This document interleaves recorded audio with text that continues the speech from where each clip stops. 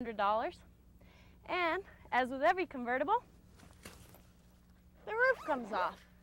So if you're buying a tent to go camping, think of what seasons you're going to be out there, how many people will be with you, and how much weight you can carry. And then have a great time.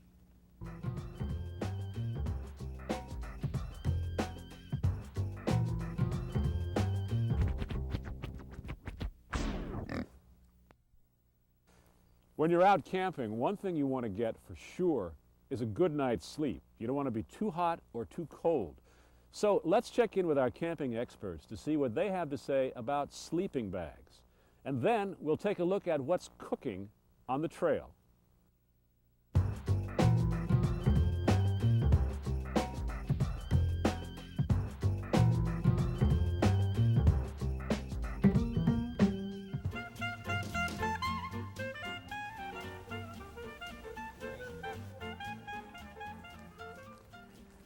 In shopping for a sleeping bag, there's quite a variety out there, from temperature rating to insulation to shell fabric. There's quite a lot to choose from.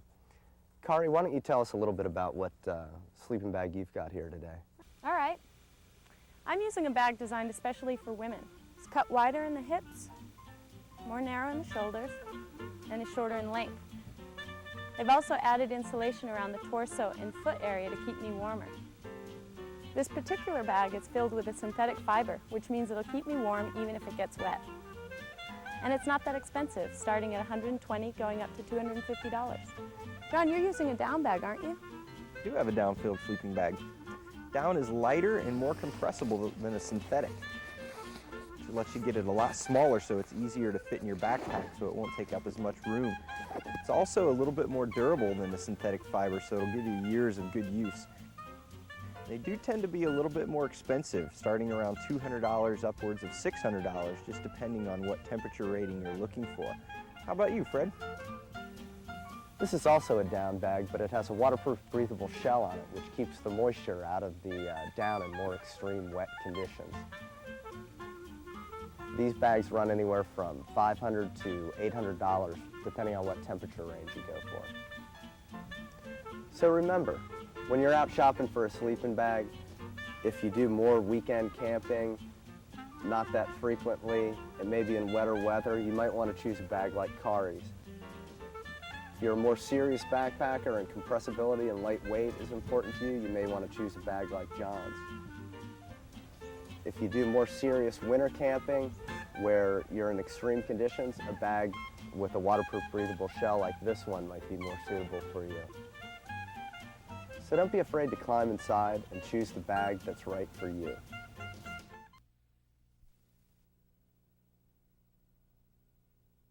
Are you looking for a place where you can go hiking, camping, and boating? Well, Beth Rippins will take us to a place in California where you can do all three. But first we'll check in with our camping expert, John Bench, for some advice on sleeping pads.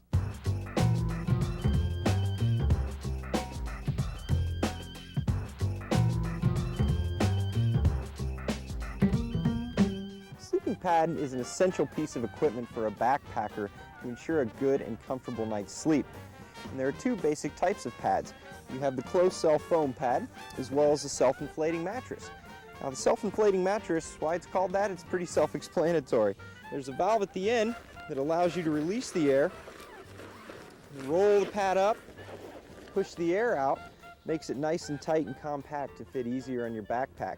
And then once you get to camp, you simply unroll the pad, undo the valve, and let it self-inflate. Now you can force air into the valve if you want a little bit of a firmer mattress. And these do come in varying degrees of length and thickness, starting at about 1 inch upwards to 2.5 inches of thickness.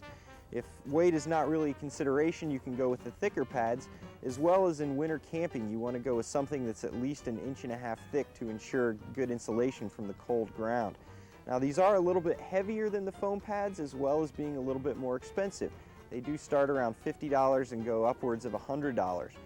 If you're a little bit more budget-minded, foam pad might be for you. They do start around $12, go upwards of $20 or more. They do come in varying degrees of thicknesses, different types of foam are used, and they also come in different lengths, so does the self-inflating pad. One word of caution, if you are planning to use these for winter camping, you probably want to go with a smoother pad as opposed to one with ridges, because condensation does tend to collect in the ridges.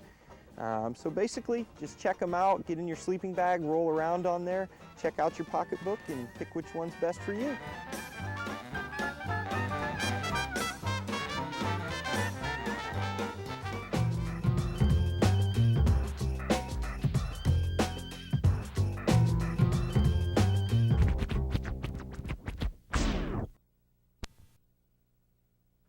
You've set up camp after a long day of hiking. You're tired and more than ready to eat. But first you've got to cook your food.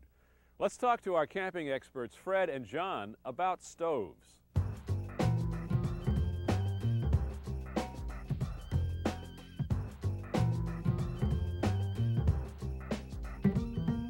When you're out on the trail, one of the most important things you need to do is eat. And it happens to be one of my most enjoyable times of the day as well.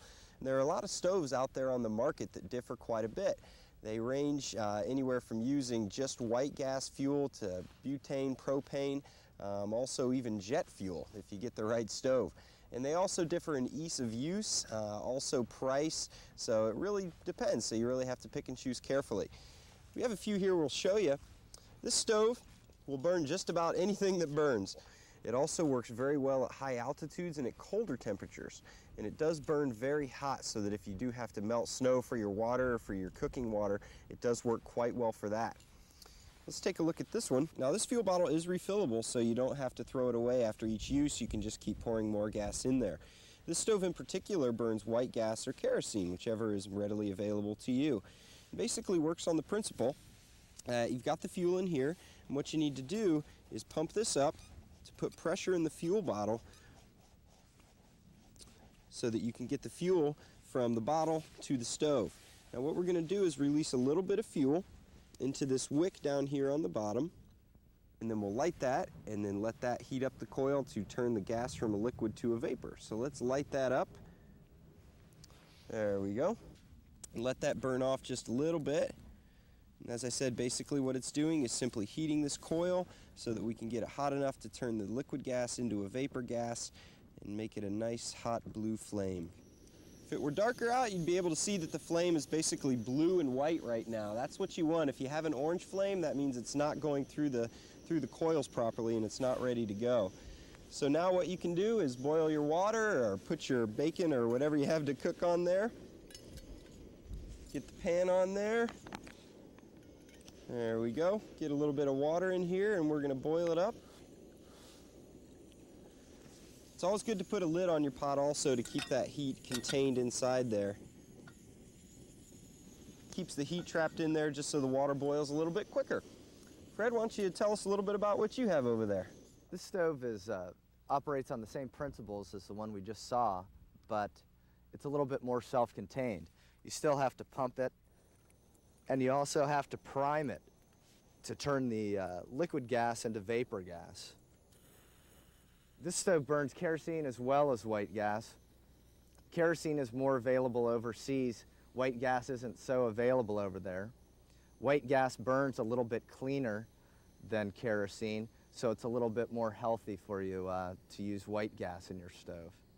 I'm just going to shut that off and set it aside, and we'll take a look at this other stove here. This one actually runs on a butane cartridge. It's really self-contained.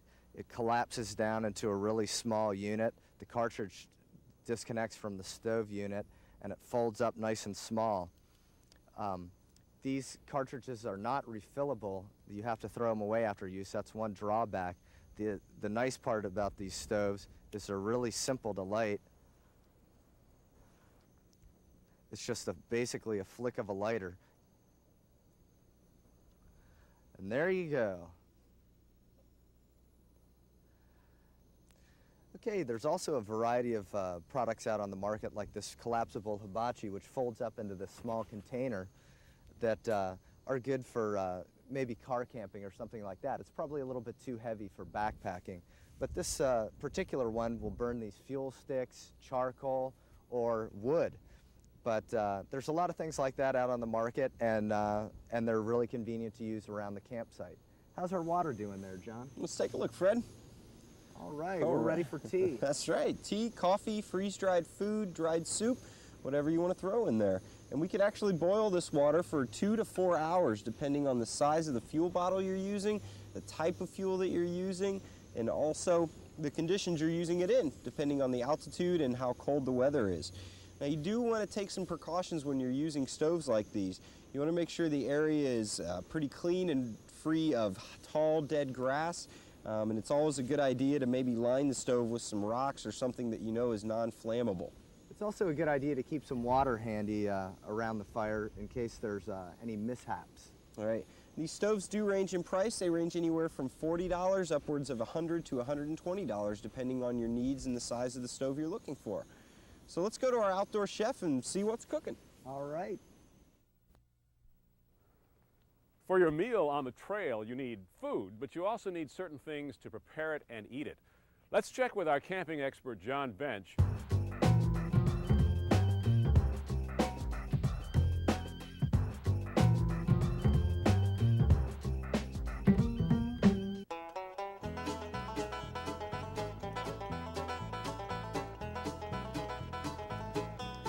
A lot of different utensils and equipment out there that you can take with you when you're backpacking to use when you're cooking your food at the campsite. There are a few necessities that you should bring with you and some things that just make life a little bit easier. The basic necessities you'll need are a stove and of course the fuel to operate the stove, and then a cook kit. There are quite a few different cook kits out there. Depending on how many people are going with you, it really depends on how many pots you need to bring. This kit, for instance, fits nicely in there. You have a small pot and then a larger pot. And basically, if you're doing pasta or something like that, you can do the pasta in the larger pot and then the sauce or whatnot in the smaller pot as well. And it's always nice to have a big one to boil lots of water if you have to do that to drink it or for freeze-dried food or whatnot also. And this is actually made of a non-stick surface, so if you do burn your eggs in the morning or something like that, you can just scrape it off nice and easy. They are also made in aluminum, which is nice because it's lightweight and it does conduct heat pretty well, and also stainless steel, which is nice and durable. Another nice thing to take with you is a fry pan. If you're going fishing or something like that, a lot of them do have handles that either come off or do fold up to make it nice and small and convenient to pack. And most of them actually do have non-stick surfaces also, so that I get the charred food right off of there. Some cook kits even have lids that convert into frying pans, so that's a nice convenience to look for also. There are a few neat little things that you can take with you to make things, make life a little bit easier. If you want to carry less fuel with you, you can take a heat exchanger, it's called.